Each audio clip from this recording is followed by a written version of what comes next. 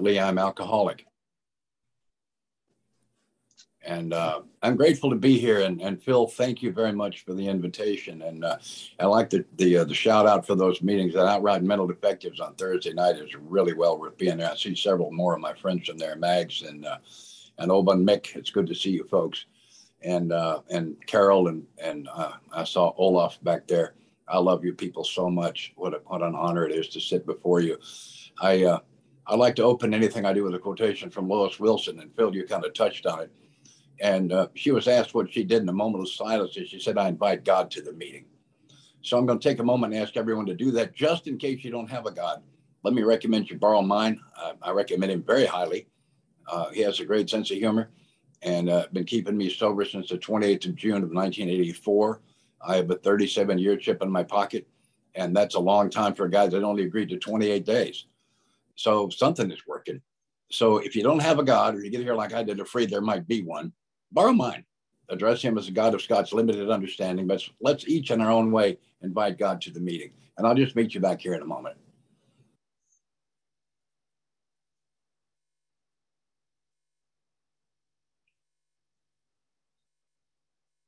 Amen. Thank you.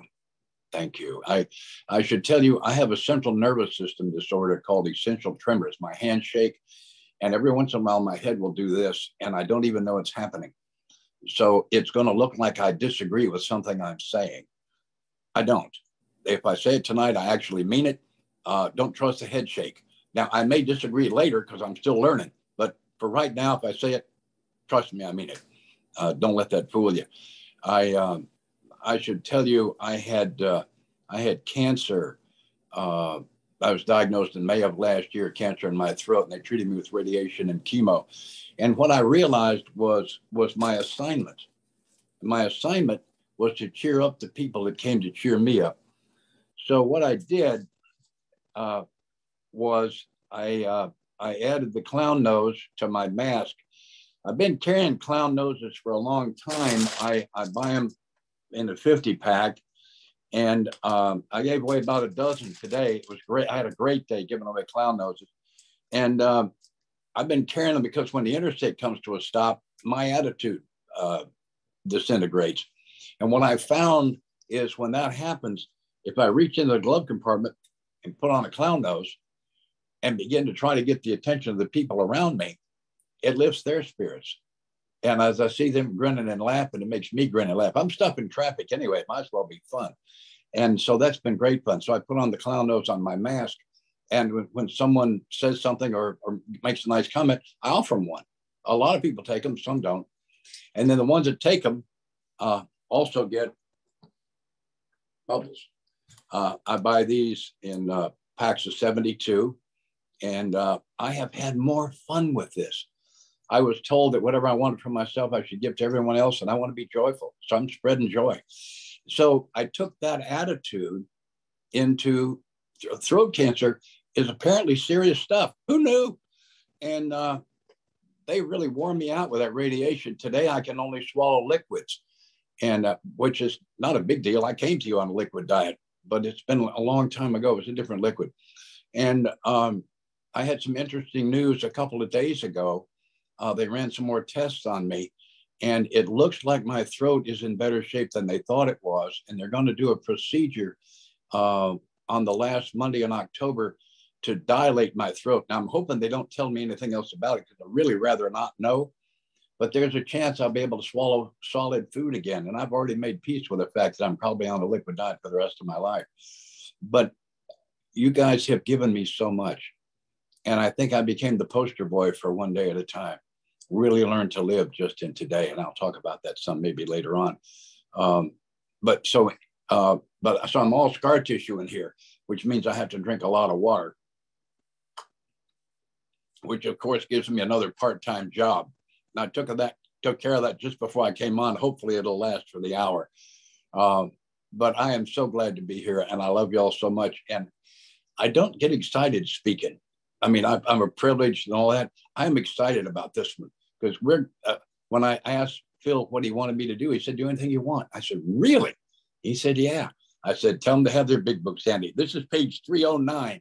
For those of you who brought your books to class, We're in the 5th edition. Now, John Edmonds, who I sponsor, says he's got a 5th edition because he read the 4th and there's stuff in it that wasn't there. And I'm going to read to you some of the new stuff that they've added. All real spiritual literature is alive. And when you read it again, you find new stuff. And it's because I think I'm reading it with new eyes. Page 309, second paragraph, first sentence, describe me perfectly. If you saw who I really was, you would turn away in disgust or use my many weaknesses to destroy me. That's how I came to you with this horribly low, it was kind of funny. I had this awfully low self-esteem thing. And I'm going to show you this. I'd forgotten I had that on here, but I do. I was driving one of those for the Air Force. At 26 years old, I was an instructor pilot on that. That's a 4-engine jet. We flew all over the world. At 26, I was an instructor on that thing. And I concurrently believed that I was the best pilot in the outfit, and I was afraid they would find out I didn't know what I was doing at the same time. That'll put some torque in you. I'll tell you what, Budweiser helps that. And some of you probably had things like that where you're just twisted up inside. That's how I got to you. I was just a mess. This is page 456. By the way, if you haven't spent any time in the stories, it's really fun. 4 or 5 lines from the bottom. AA has accomplished so many things in my life today. It has given me my sanity and an all-around sense of balance. Now, willing to listen and take suggestions, I have found the process of discovering who I really am begins with knowing who I really don't want to be. Isn't that in part what some of these steps are about me finding out who I really don't want to be? A guy in my meeting today said, people are going to tell you AA is a cult. It's not true because people in cults do what they're told. And I thought it was a good point. Those of you who have sponsored will understand what I'm saying there. So I had to find out who I didn't want to be as I was on the way to finding out who I really was. Don Pritz, who was one of my great teachers, used to say, the alcoholic is like an electromagnet that's been dragged through the junkyard of life. We've got all these nasty, rusty, jagged, sharp things stuck all over us. They're mostly defenses we don't need and probably never did. And what we do through the process of the 12 steps is we get a hold of the power control for that electromagnet and begin to turn that power down, and those things fall away. And this beautiful person you've always really been emerges. We're not here to change you into anything. You're already everything you've ever needed to be. You were just wrong.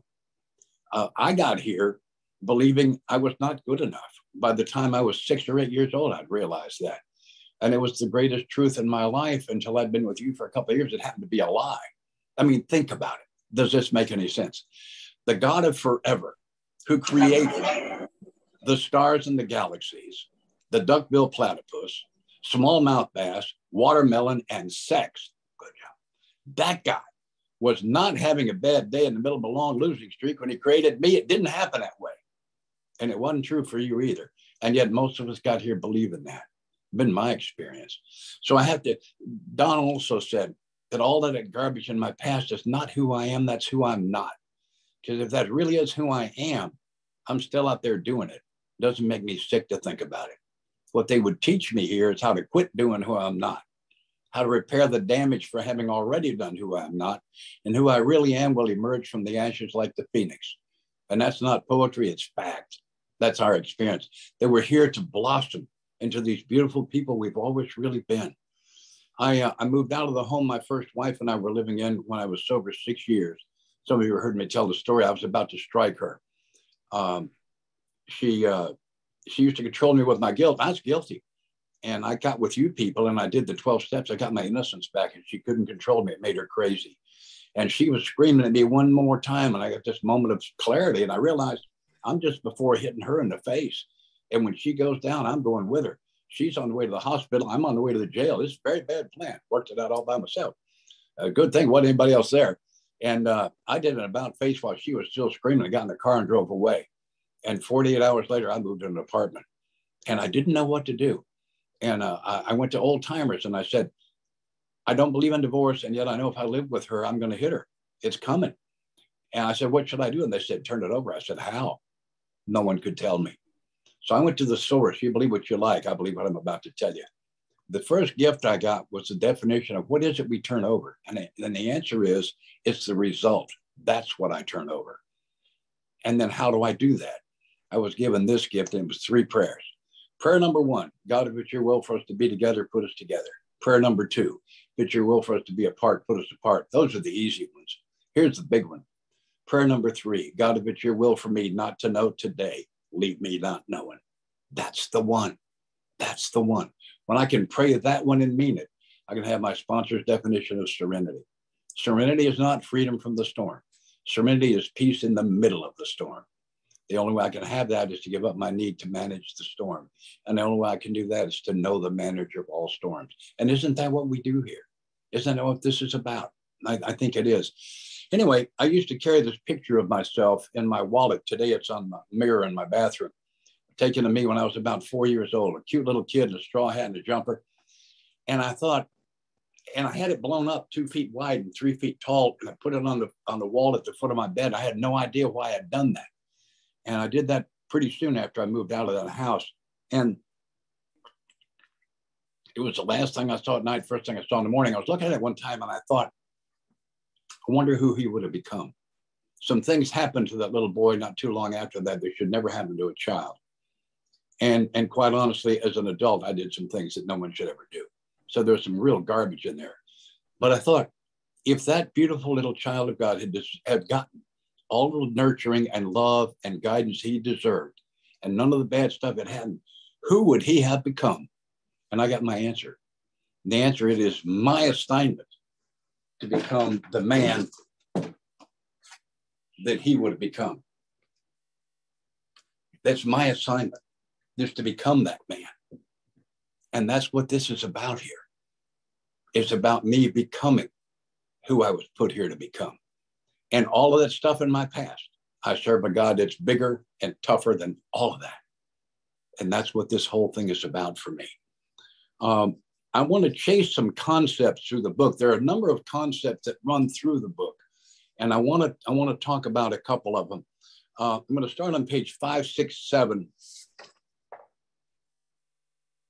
And this one isn't real, it's not quite as strong as we're going to find in other places, but we're going to find a single concept in about 6 or 7 pages.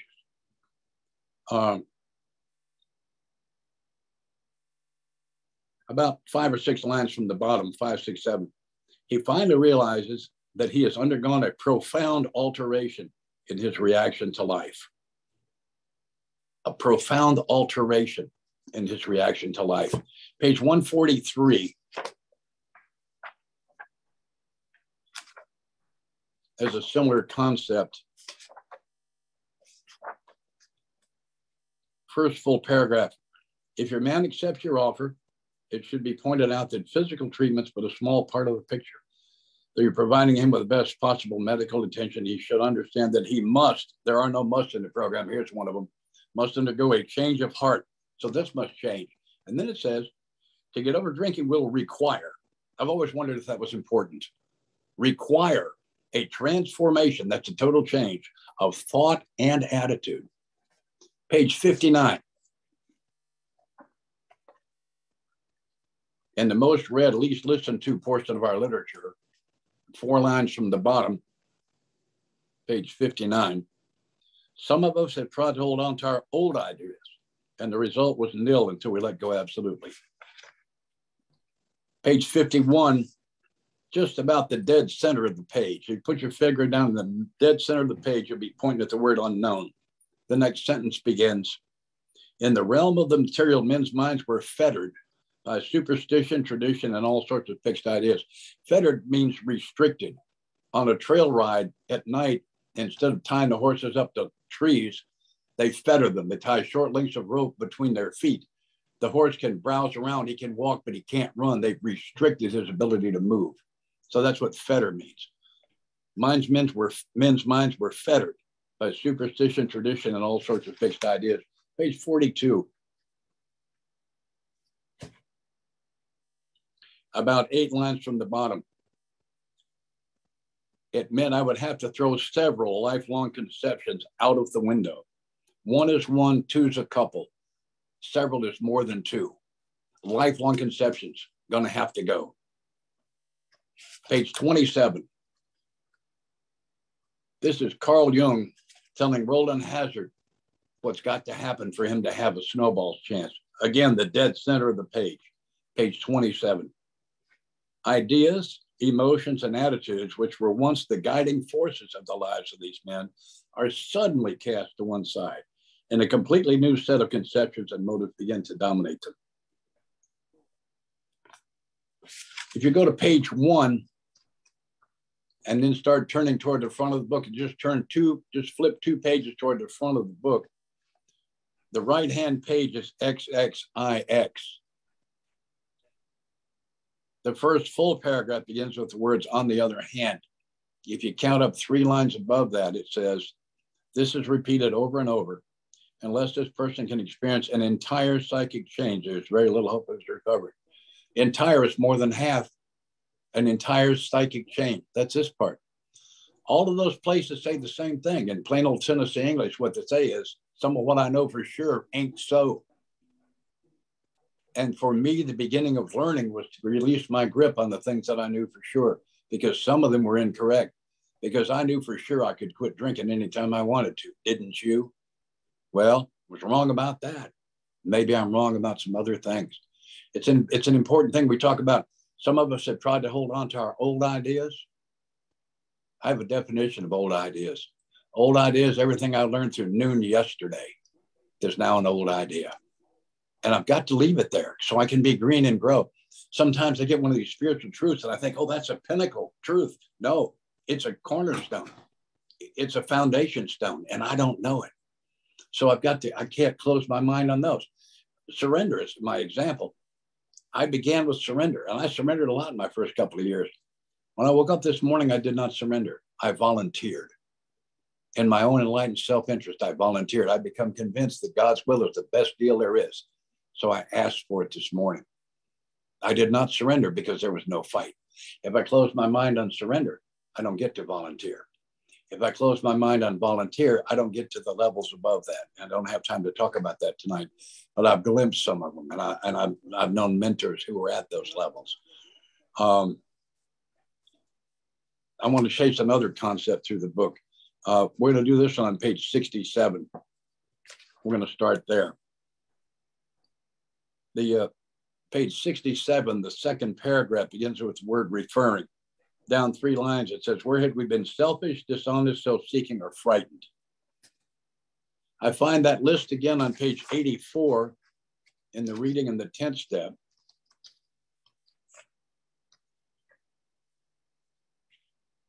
I guess 10 or 12 lines from the bottom.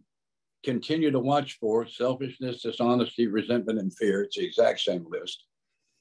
If you turn the page at the top of 86, we retire at night, we constructively BRD, were we resentful, selfish, dishonest, or afraid? Exact same list. I find a similar list on page 88, not exactly the same, but very similar. 3rd line, excitement, fear, anger, worry, self-pity, and foolish decisions. I was told that worry is really just low-grade atheism, by the way. Worry is how I tell God I'm pretty sure he can't handle my future. It's not a good prayer. Page 145, we have enemies, by the way, according to the book. Middle paragraph. The greatest enemies of alcoholics are resentment, jealousy, envy, frustration, and fear. Very much the same list. I'm going to go back to 86 and work off of that list. And let's talk about what these things have in common, because that's what I wonder. This is what I'm warned about. What's the common denominator? Well, resentful. I'm resentful because I didn't get my will at some time in the past, or I'm not getting my will right now. Selfish, I want my will. And I'm really sorry I had to run over you, but you were standing between me and my will. Dishonest, I'm willing to lie, cheat, steal to get my will. Or afraid, fear is a concern that I may not get my will at some time in the future. I think I see the common denominator. These things are the earmarks of the reemergence of my will. And we talk about turning my will and life over to the care of God. This is how it comes out. This is how, when I spot these, this is how I know it's back in the fore. Yeah, I have so many things going on in here, and I have done no caffeine today, but I am just having the best time. God, I love this stuff that we do here. I love what y'all have done to me and for me and through me. Wow, what a joy.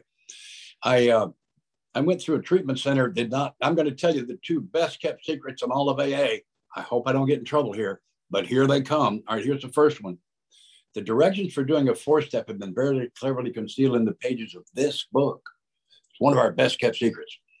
The treatment center I went through was not aware of that. And I completed their alleged 4-step and called down to the treatment center to Bernie, who had not been my counselor. He was a counselor at the treatment center. But the reason I had one of the big white light experiences while I was in treatment. I was in God's presence and received forgiveness for the worst thing I'd ever done. And it was the beginning, but I talked to a lot of people that had those that drank again after them. But after that, I realized I'm going to have to do these steps. It's not a cafeteria lunch. I've got to do it all.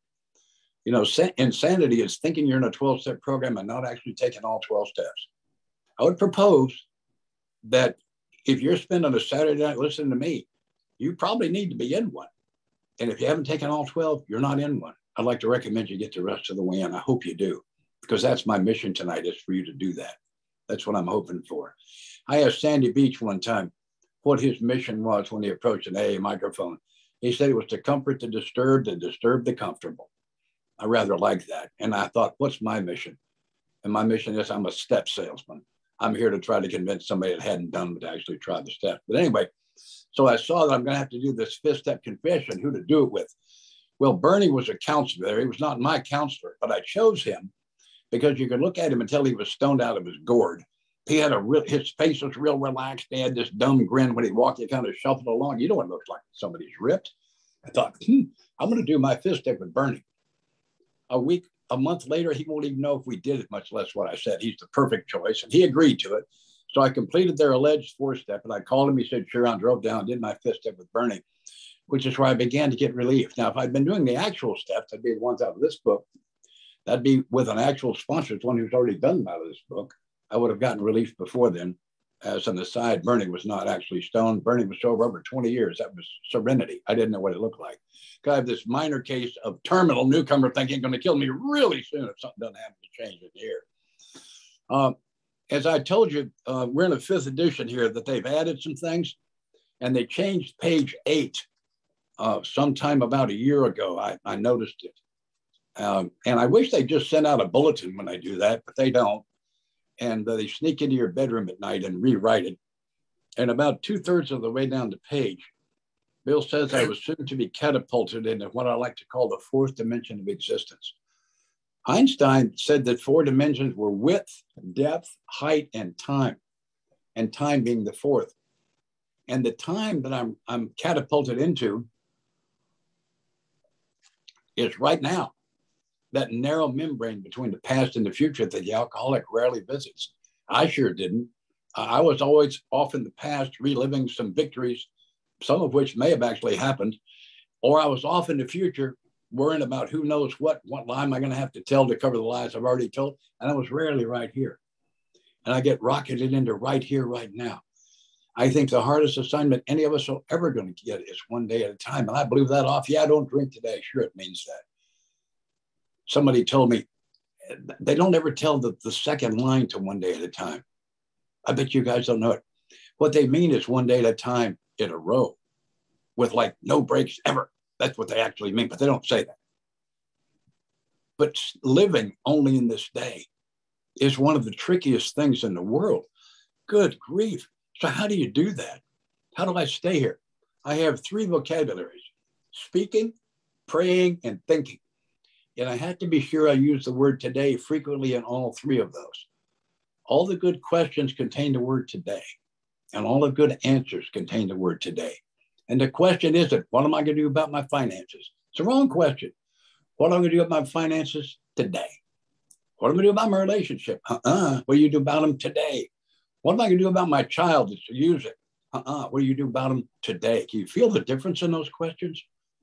One day at a time. Such a difficult concept to just simply be here. Most of the men I sponsor are sober over 20 years. I think all but 3. And except for sponsorship, we talk more about one day at a time than anything else. There's not another theme that runs wider or deeper in this book that I can find. I read the book a particular time with an eye toward how many times did it say for me to help someone else or be of service, which is the same thing. In one reading, searching for that, from Roman numeral 11 through Dr. Bob's story, I counted 52 places where it said that. I'm only going to touch on a few of them. But it's what it says is whatever my problem is, my answer is to help you. Makes no sense. It works just fine. Continuing on page 8, Bill describes the fourth dimension in his own terms. He says, I was to know happiness, peace, and usefulness in a way of life that's incredibly more wonderful as time passes. Okay, some of that makes sense to me initially. Happiness. Yeah, I want to be happy. That's what Aristotle said. Everyone wants to be happy. Peaceful. Yeah, I want to be peaceful. I want it to be quiet in here. I don't want to have 90 thoughts at a time. And then useful. What in the world is usefulness doing on there? How does that get on the list? And the answer is the path to happiness and peace is through being useful. I would have never guessed it. They had to tell me. I would have never figured it out. Page 84, in what we affectionately call the 9th step promises. Third line.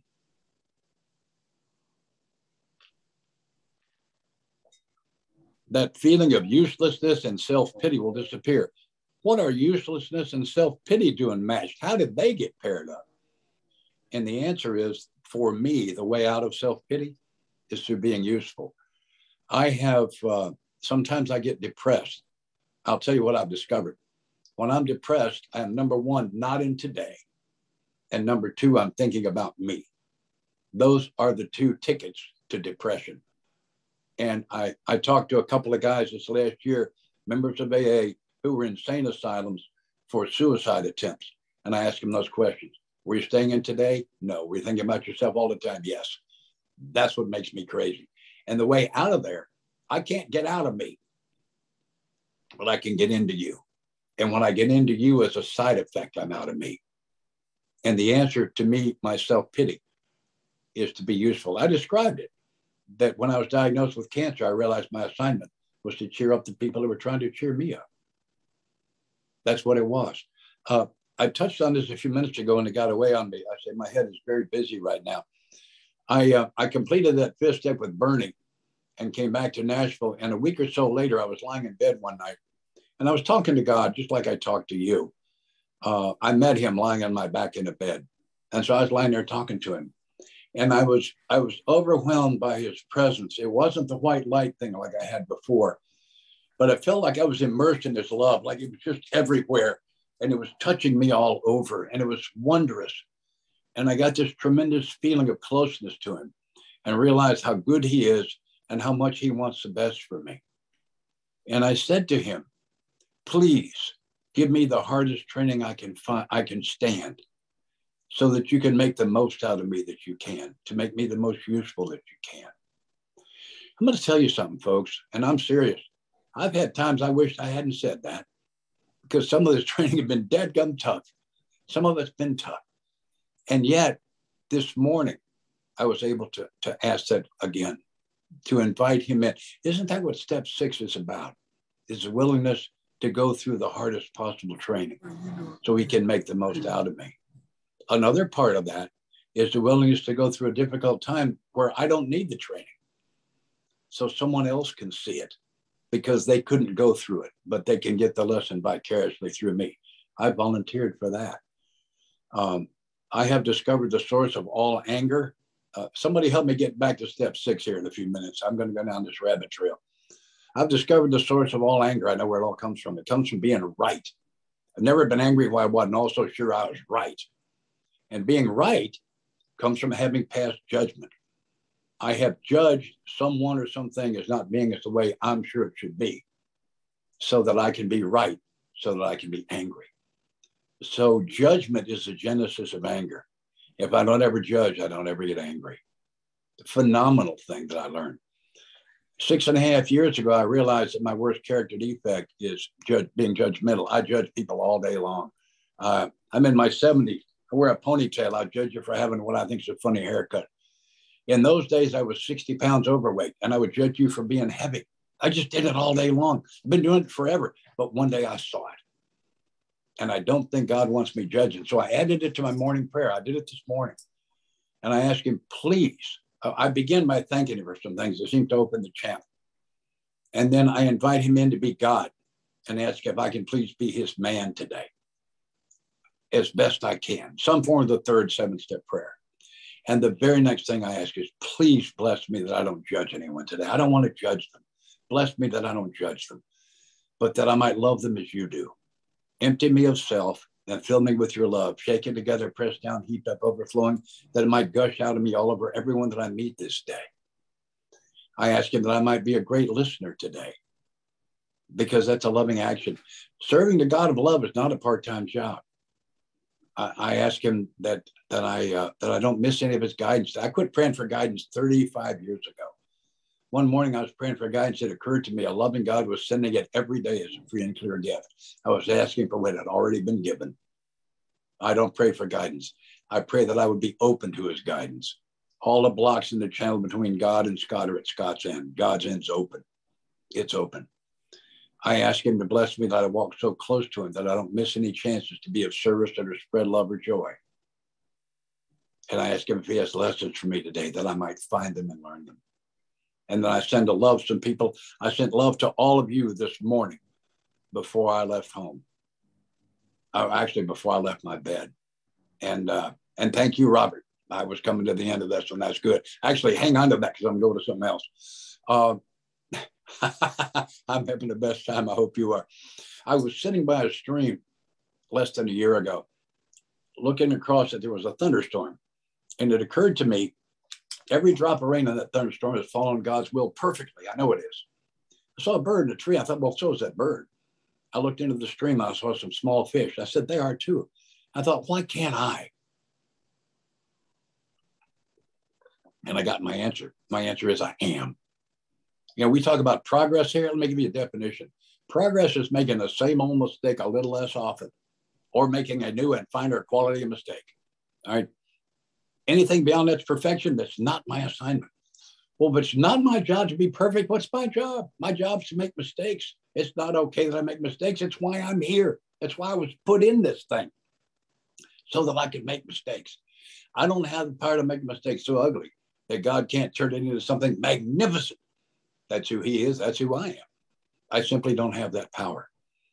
And so I'm convinced I'm here to make mistakes. They've been telling me all my life we learn from our mistakes. Well, if that's true, nobody I'm looking at right here has been arrested more than once. Good luck on that. People like me do not learn from our mistakes. We learn from living with the results of our mistakes. Hold that thought, read the 12 steps. Half of them are about me embracing the results of my mistakes. It's where the learning occurs. So this is the learning. I believe planet Earth is a school. I think I flunked out of somewhere else. I was tossed out as a behavior problem. Look at the history. It makes perfect sense.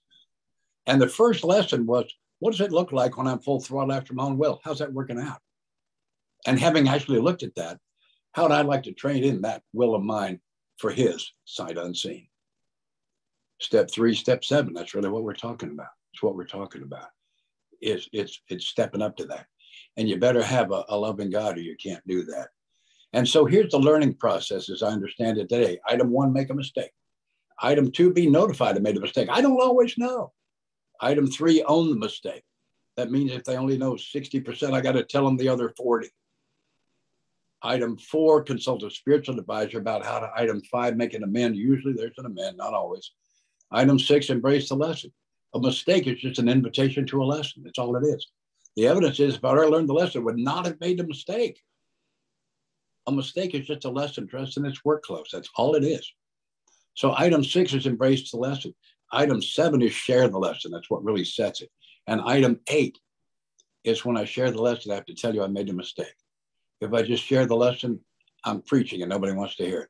When I stand as a sinner beside a sinner, he can hear me. And that's the learning process as I understand it today. And that's why I'm here, so that I can make mistakes, so I can embrace the lessons. Thank you, Robert. So going back to step 6, this was my 4th sponsor. He said, He said, step 6 doesn't say anything at all about you working on your character defects. He said, that's a classic example of living in the problem. I've got 3 particular character defects that I call them my spiritual barometers. And they are lying, well, actually improving the truth, as I'm sure you understand, lying, swearing, and being angry at those of you who got your driver's licenses out of cereal boxes. And if one of those gets out, if I notice that they're all out, they travel together. And I can't change me. If I could change me, I would not be with you on Saturday night. I can't change me, but I can change my actions today. And as I do that day after day after day, I become changed, but I don't change me. So the answer to my character defects is not for me to work on it, is to look back at my spiritual program of the last couple of days. Where's the hope? What's my morning prayer and meditation look like? What's evening prayer and meditation look like? How much spiritual literature am I reading? What's my meeting count? What's my sponsorship of these magnificent men I've been blessed with? What's that look like? What's my being sponsored looks like? When's the last time I talked to my sponsor? Did I tell him the whole truth? Do I let people in traffic? Do I say please and thank you? Do I try to lift the spirits of everyone that I see this day? Where's the hole? There's a hole. Usually for me, it's meditation. Meditation works so well, I quit doing it. That probably made sense to you. And so I plugged that hole, and 2 days later, you can cut me off in traffic and almost hit me. And I will smile at you, and I'll wave at you, and I'll wave my entire hand, all of the fingers. And I'll say, wow, God, thank you that I smelled he might cut me off and I had a foot on the brake, and I stopped us from having an accident. It would have been his fault. I'd have been in an accident. Thank you. And go with that child today. It looks like he could use some help. I make mistakes like that myself. I can't change myself from the raving maniac 3 days ago. What my sponsor said was that I don't focus on the darkness.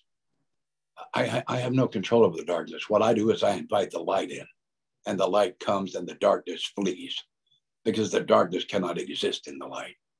That's what step 6 and 7 are about me inviting the light in, not focusing on the darkness. My son, when he was a little boy, had a Frisbee, and it was opaque. It was kind of an ugly gray, but you could hold it up to a light and it would absorb light, and you could take it away and it would glow. It would shed light all over the place. But as soon as you took it away, it started to dissipate that light. And I think I'm that way with God's love, that he's the source of love. And the closer I can stay to him, the more I can absorb, the more I can carry away. But as soon as I step away and start sharing it, it dissipates. So I have to keep going back to the source. As a friend of mine says, my spiritual bucket leaks. I have to continually refill it. Page 12. So the story is Ebby Thatcher is sober 60 days in the Oxford groups. He comes to see his drunken friend, Bill Wilson. And Bill is drinking gin and pontificating about the czar of the heavens and universal mind. And as you may recall, gin is perfect for that. And I don't know this is the energy. This is how I see the scene. And Ebby says, why don't you choose your own conception of God? I don't know. That was the energy. That's how I see it. Bill thought it was so important. He put it in italics on the page. Why don't you choose your own conception of God? On page 93 in the chapter, Working with Others, he gives us the same piece of information in slightly different language, about 6 lines down in 93. He does not have to agree with your conception of God. He can choose any conception he likes, provided it makes sense to him, which I think takes the doorknob and the light bulb out of the equation, by the way. And so what I say to my newcomer is, I'm going to ask you to lay aside what you believe about God. I want you to lay aside what you're trying to believe. And I want you to lay aside what they told you about God. I don't care who they are, how qualified they claim to be. And we're going to do what's working for about 3 million of your closest friends. We're going to come up with a God concept that can work for you. I want you to work on the inside back cover of your big book. You're going to write this stuff down. And I want you to give me a series of single words and short phrases that describe the characteristics you would like for God to have, not what you believe, not what they said. I'm going to participate if you like my suggestions. Take them. If you don't like them, don't take them. Usually the person to give me is forgiving. I tell them that wasn't good enough for me. I'm too guilty. I had to have a God who was eager to forgive. If you like that, write it down. How about loving? How about gentle? Doesn't force me to his will. How about creative? How'd you like to have a God that comes up with clever ways to get you out of the holes you keep digging in your life? How about a God with a sense of humor? I want a God that laughs and dances. You like that? Put it down. How about a God who wants what's best for you? How'd you like to have a God that's available all the time? So have him write all these things down. And then I say, if and only if I can have all of those, I want him to be powerful. But many of us grew up in a home or a church with a God that I wouldn't want to meet in a dark alley. And so we've got to put that away. And I said to him, I'm not going to ask you to believe this. You can't. Don't worry about it. Faith is just hope with a track record. Why don't you hope this is true? We're going to do what the scientists call a working hypothesis. The term means we have reason to believe this may be true. We're not going to apply it in all cases and just see what happens.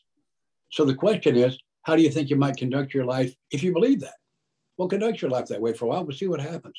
The reason we have, by the way, to believe that might be true is that's my God. I'm carrying a 37-year chip. But don't try to believe it. You can't. But test drive it. My buddy Joe Krogan, if you've never heard Joe, actually, I think Phil talked about him a few minutes ago. He said his sponsor said to him this way. He said, listen, we're going to have to make it simple for you, Joe. Step one, you're screwed. Joe said, well, it's going to take a miracle. He said, yeah, that's step two. Step three is once you try for one. Joe says, I don't believe in God.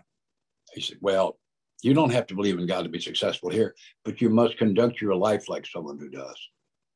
I think that's the best definition of spirituality that I have ever heard. That is so powerful. Page 16. We're going to chase another concept through the book. Third paragraph. There is, however, a vast amount of fun about it all. Page 132.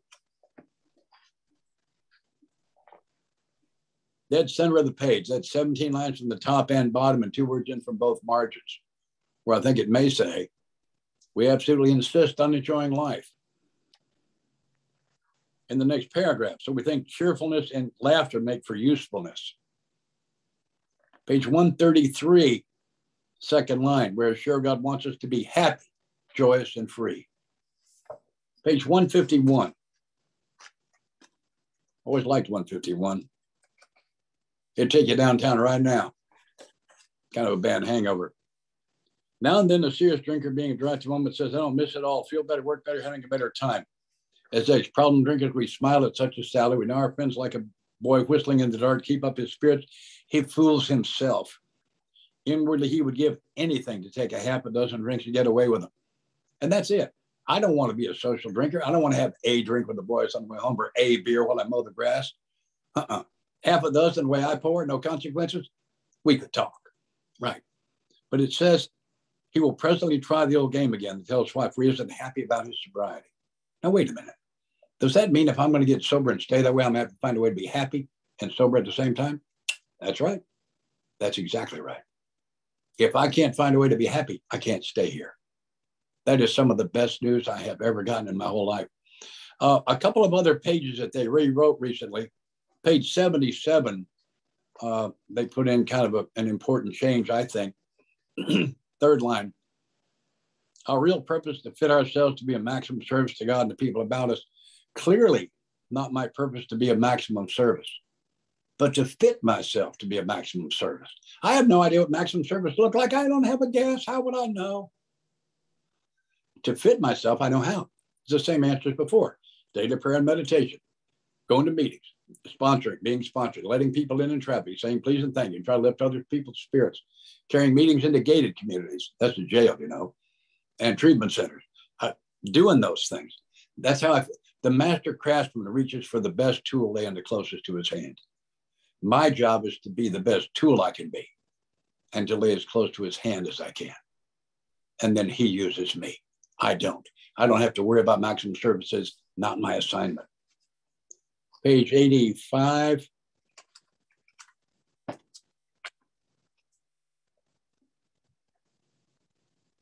First full paragraph, it's easy to let up on the spiritual course of action and rest on our laurels. We're headed for trouble if we do. Alcohol's a subtle foe. We're not cured. We really have a daily reprieve. That's a stay of execution, by the way, if you look it up. Contingent on the maintenance of our spiritual condition. So my daily reprieve is clearly not contingent on my spiritual condition. I don't know what my spiritual condition is. How would I know? It's contingent on the maintenance of my spiritual condition. What does that mean? Maintenance means two things. Maintain in the sense of not losing anything I've already got, and maintenance also in the same sense of the maintenance of my vehicle. I rotate the tires. I got the right pressure in them. I change the oil on time. That little squirter thing, I got fluid in it. I maintenance my spiritual condition. Same answer as before. Daily prayer and meditation, high meeting count, sponsoring, being all of that stuff. I maintenance my spiritual condition. And then this next sentence, I think, describes my program, having done the first 9 steps. Every day is a day we must carry the vision of God's will in all of our activities. Every day. I don't get any days off. The vision, the best I can see, of God's will, what would you have me do next into all of my activities? I know what God's will is, and I'm going to share it with you. It's to stay in today where he is, treating you like brothers and sisters, making mistakes and owning them and learning the lessons, trying to spread love and joy, and making the world a better place because I was here today. For me, God's will contains the word today. God's plan, I got no idea. First step says I'm not management, don't need to know what the plan is. See, it isn't not knowing that makes me crazy. It's needing to know that makes me crazy. When I can lay down the need to know, I can get peaceful. From a position of peace, I can begin to know. But I'm going to tell you, the knowing is not worth anywhere near as much as the peace. And I wouldn't trade it. I would not trade it. I showed you that 4-engine jet I used to drive. We took on fuel at American Samoa one time and took off for Honolulu. It's an 8-hour flight. Halfway across, we got into the new fuel that had water in it. It was contaminated. And at our altitude, it's minus 50 degrees. They don't call it water at that, they call it ice at that temperature. And it clogs the fuel lines. And these giant jet engines do not respond well to fuel starvation. They do what we call compressor stall, which means lose power. So we come down into warmer air. You know, we haven't had one stuck up there yet. They will come down. So we're down in the warmer air. And we can run the engines down here, but we can't make Honolulu at this altitude. We already can't go back. A jet engine is more efficient at higher altitude. If you get in trouble on fuel in a jet, you add power and climb, you'll get that climb fuel back because of the higher altitude. So we go back up, we can't stay. Worst thing you can do for a gas mileage on a jet is this, and that's what we're doing. Because the numbers say we're going to put a 300,000-pound airplane into the Pacific Ocean at 180 miles an hour today, and we're all going to die. My guess would be a pretty good percentage of the people I'm looking at right now have had the experience of thinking they're going to die in the next moment or two. We've faced jealous spouses and laid down bikes and wrecked cars and trucks and looked down gun barrels and drug deals gone bad. A lot of us have thought we were going to die in the next moment or two. Let me tell you something. 4 hours is a long time to think you're going to die today. And I promised to God, I don't think I believed in it. He would get me out of this one. I would quit smoking. That was first. Quit smoking, quit drinking. I'm going to quit visiting ladies I'm not married to. I'm going back to church, the early service. I might even build some churches. You don't leave anything in the bag on this one, kids. 10 fuel tanks, all showing zero. Their engines are still turning. We decided to shoot a forced landing at Hickam that if we can make what's called high station for a forced landing, we could at least crash on dry land so our bodies could be sent home for burial. We turned final at Honolulu at 9,000 feet. You know anything about flying? If they'd all quit then, we'd have crashed on dry land. We made the runway, taxied in, shut them down. And they dipped our fuel tanks like you dip your crankcase to see how much oil you got. We did not have enough fuel left on that plane to start 4 engines and taxi back to the runway. Did not have that much left. I didn't even check into the hotel. I went straight to the bar, put my bags down on either side of the bar tool. I said, Mai Tai, the tall one, pack of Marlboros, right? Surely you understand that. And this is what I see in the eyes you've given me. In those days when I prayed, I was trying to make him my God. What I've been taught here is how to make me his man. You see, I had it backwards. I had so many things backwards. Don Fritz was my great teacher. I talked to you about him.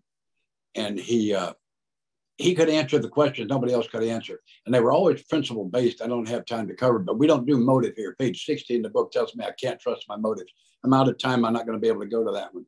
But it's an important thing. Again, get out of the motive business. It's principle. That's why step 12 does not say and have good motives in all our affairs. It's because principle always trumps motives. The 12 traditions are a set of principles designed to protect AA from my very best motives. That's what they do. That's what principle does. So it's good to have good motives, but that's not the acid test. The acid test is good principle. But Don could always answer. And I spent his last Thanksgiving with him. We all knew that's what it was. And I was able to ask him the question, been tearing my guts up for a long time. And the question was, what are guys like Scott going to do when guys like Don are all gone? I've been scared of that answer for a long time. And this gentle, humble giant cupped his hands like this. He leaned over to me and he said, I've been bringing you a handful of water. Go to the river. And that was the answer. Metaphorically, he said, he gained access to a power and a wisdom vastly beyond his own that he believes was available to me. And I believe it's available to everyone I can see. Page 457. We've been doing what I call a page 112 meeting. By the way, the first 3 words on page 112 will read this book. I had the privilege of leading a lot of men's retreats. We always open with this. We skip around the book. You got 3 minutes. Give us the page number first. Read us a paragraph or less and tell us why you read it. It's a fun way to do a meeting. If you're chairing an open discussion meeting, it's a great way to have a really solid AA meeting. I got this one when I was doing a meeting in a prison where they had big books with stories. Page 457, last paragraph. From experience, I've realized I cannot go back and make a brand new start, but through AA, I can start from now and make a brand new end.